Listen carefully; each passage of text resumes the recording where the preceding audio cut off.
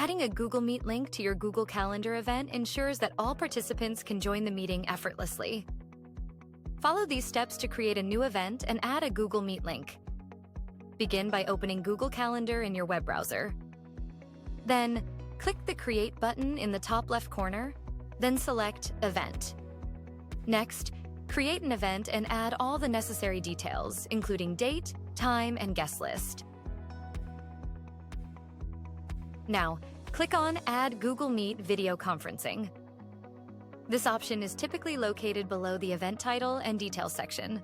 Once clicked, a Google Meet link will be automatically generated and added to your event. Click Save to finalize the event and send invitations to your guests. You can also share the link manually by clicking the copy button and pasting it anywhere you like if you want to add someone during the call. If they missed the beginning of the call, no worries. Here, we're using Tactiq, a free Chrome extension that transcribes the meeting in real time and sends the full transcript to all attendees. It also has an AI summary and AI workflows. You can learn more about Google Meet tips and tricks at tactiq.io/learn. Or you can subscribe to our channel to get the latest tips on Google Meet and Google Gemini.